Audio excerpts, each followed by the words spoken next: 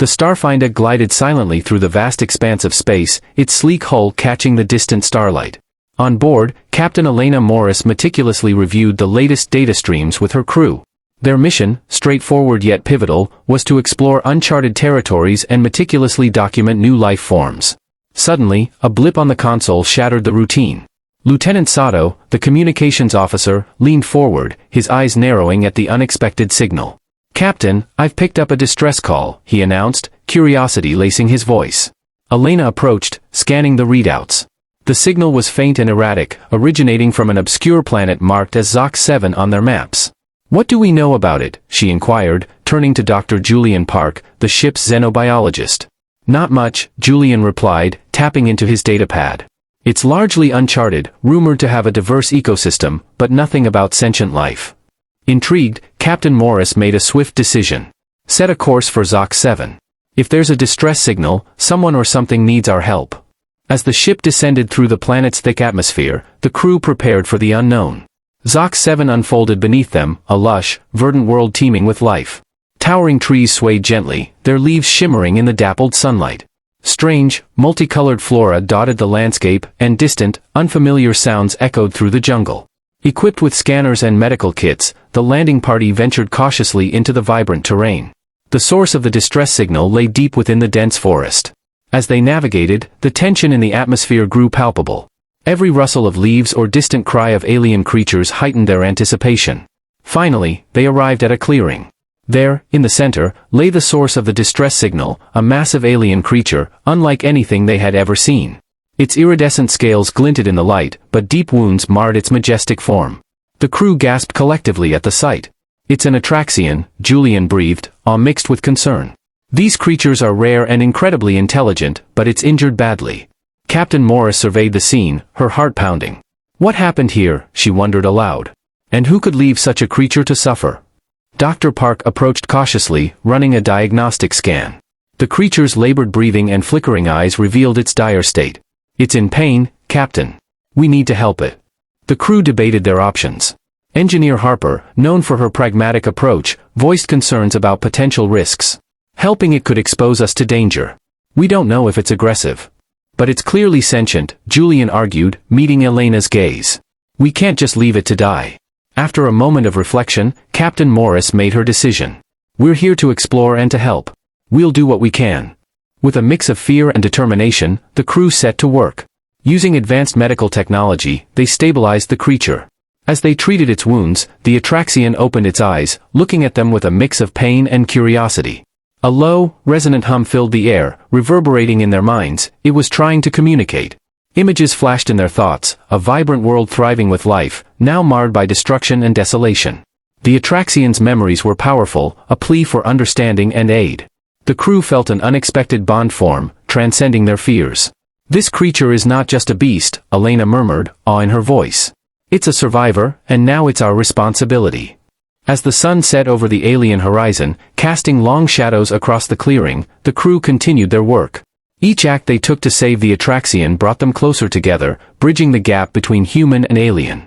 Little did they know, their decision to help would set the stage for an epic journey, one that would challenge their perceptions and alter the course of their mission forever. The dense jungle of Xock 7 enclosed them like a living wall as the Starfinder crew huddled around the injured Atraxian. The creature's wounds, deep and grievous, demanded immediate attention. Dr. Julian Park worked meticulously, administering advanced medical nanobots to repair tissue and stabilize vital functions. As the team labored, Captain Elena Morris observed with a mix of determination and anxiety. "We have to make this work," she thought, remembering the creature's telepathic connection that had revealed not only its pain but also glimpses of a past filled with beauty and loss. Lieutenant Sato monitored the perimeter, his hand never far from his sidearm. "We still don't know what else might be out there," he reminded the crew, his voice steady but tense. "We need to stay." The team remained vigilant despite the dangers. Their bond with the Zetan deepened as they received telepathic images revealing the creature's history. The Zetans were once a thriving civilization but had been hunted almost to extinction by a ruthless alien race known as the Corvac. The creature they encountered was one of the last of its kind, abandoned and left to die. Engineer Harper, ever the realist, voiced her concerns during a brief break. "We're putting ourselves at risk for a creature that might not even survive. What if this attracts the Corvac to us? Julian looked up from his work, his expression resolute. If we do nothing, we're no better than the Corvac. This being deserves a chance. Captain Morris, caught between pragmatism and compassion, made her stance clear. We're explorers, not conquerors. We help those in need, even if it's dangerous. As the crew resumed their efforts, the Zetan's telepathic presence grew stronger, sharing memories of joy and connection with its kind. They saw visions of vibrant gatherings, intricate rituals, and a deep bond with their planet's ecosystem. Each image strengthened their resolve to save it. Gradually, under Julian's care and the support of the crew, the Zetan's breathing steadied, and its once dim eyes now glowed with a flicker of hope. It projected a single word into their minds, Zio. Is that your name? Elena asked softly, feeling a connection beyond species and language. Zio's affirmative hum resonated through the group, filling them with a shared purpose. Just as they began to feel a sense of achievement, the ground shook violently. Trees trembled, and a low rumble echoed across the landscape. The crew exchanged alarmed glances, weapons at the ready. They're here, Sato declared grimly, scanning the dense forest. The Corvac had arrived. The team quickly formed a defensive perimeter around Zio, tension hanging heavy in the air as the alien hunters emerged from the shadows, tall, armored figures with menacing glowing eyes. Leave the creature, their leader demanded, voice harsh and mechanical. It's an abomination, and you'll meet the same fate if you interfere. Captain Morris stood firm, her eyes blazing with defiance. We won't abandon Zio. If you want to harm it, you'll have to go through us. A tense standoff ensued, the Corvac circling the crew like predators sizing up their prey. Zio, still weak, rose slowly, its scales shimmering defiantly. The bond between the humans and the alien was clear, a unified front against a common threat. As the Corvac advanced, Julian whispered to Elena, "We can't hold them off forever. We need a plan." Elena's mind raced, searching for options. The crew, driven by their compassion for Zio, stood ready to defend their new ally at any cost. The choice was clear, fight together or perish. With a deep breath, Captain Morris made her decision. We protect Zio, no matter what. We're in this together. As the battle began, the Starfinder crew and Zio fought side by side, united by an unbreakable bond. In that moment, they understood that their mission had transformed into something far greater, a fight for survival, trust, and an unexpected friendship that transcended the boundaries of the galaxy. The jungle erupted into chaos as the Corvac warriors closed in. Captain Elena Morris and her crew stood firm, weapons ready, with Zio towering beside them. Though still recovering, the alien creature exuded a formidable presence, its scales glinting in the fading light. Lieutenant Sato took command of the defensive line, barking orders to the team. Stay sharp. We need to protect Zio and hold our ground. The Corvac, relentless in their pursuit, launched a barrage of energy blasts. Engineer Harper, using her quick thinking, activated portable shields, deflecting the initial assault. These won't hold forever, she warned, her voice tinged with urgency. Zio, sensing the crew's determination, summoned its remaining strength. With a thunderous roar, it projected a telepathic wave, temporarily disorienting the Corvac attackers. Dr. Julian Park, ever the strategist, seized the moment. We need to split their forces, create a diversion. Captain Morris nodded, formulating a plan. Harper, rig an energy pulse to draw them away from Zio. Harper swiftly modified a device, setting it to emit a burst of electromagnetic interference. The device activated with a flash, causing the Corvac to stagger back, their sensors disrupted. Now! Elena shouted. Fall back to the clearing.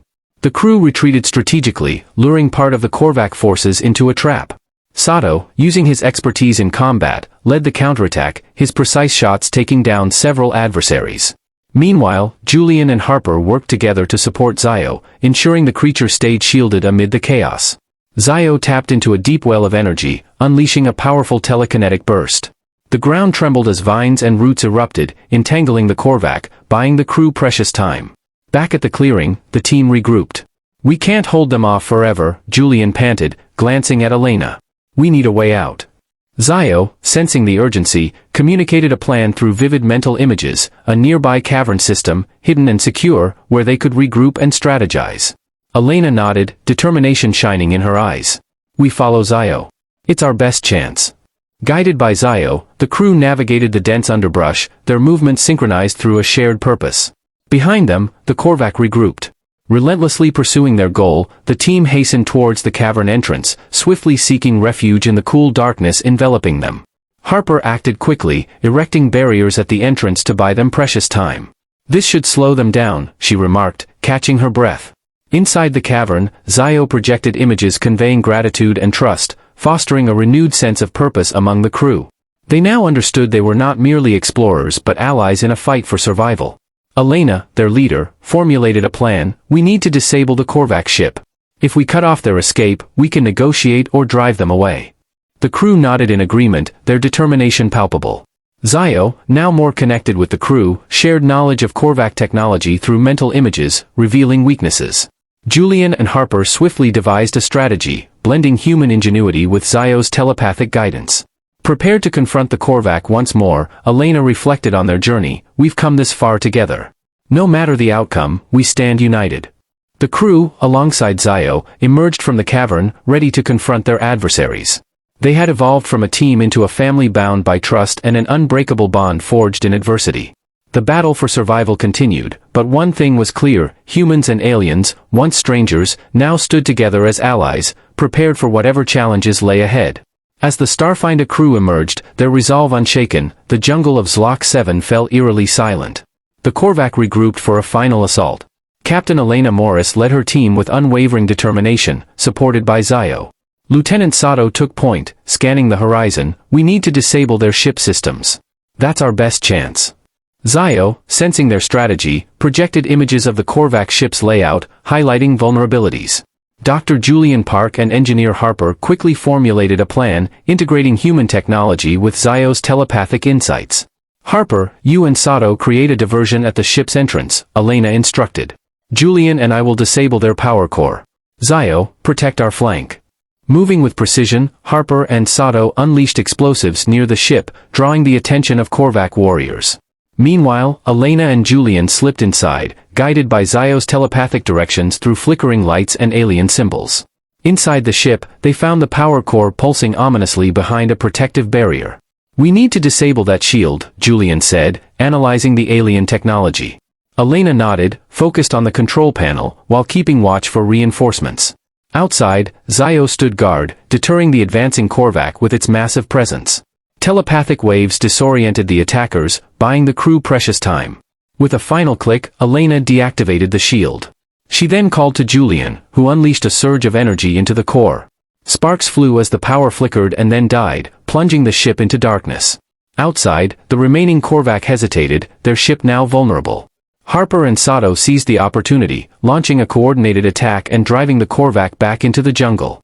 As the battle raged, Silo unleashed a powerful telekinetic wave, uprooting trees and creating a barrier between the crew and their adversaries. Realizing their defeat, the Corvac retreated into the shadows, their leader glaring at the united front of humans and Zayton. With the threat neutralized, the crew regrouped, catching their breath. We did it, Sato said, a mix of relief and disbelief in his voice. Zio projected a wave of gratitude, its once dim eyes now glowing with renewed vigor. The bond between the crew and the alien had transformed from necessity to genuine friendship. Captain Morris addressed her team, pride evident in her voice. We've not only saved a life today but also forged a new alliance. Zio is one of us now. As they prepared to leave Xock 7, the sun set, casting a warm glow over the horizon. The jungle, once filled with danger, now felt like a place of hope and new beginnings. Back on the Starfinder, Zio took its place among the crew, a symbol of unity and resilience. Their story spread across the galaxy, inspiring others to look beyond fear and embrace understanding. Together, they ventured back into the depths of space, ready for whatever challenges lay ahead. The humans, who had once been explorers, had become defenders. And Zio, once abandoned, had found a new family. Thus, the legend of their alliance echoed through the stars, a testament to the power of compassion and the strength of unexpected friendships.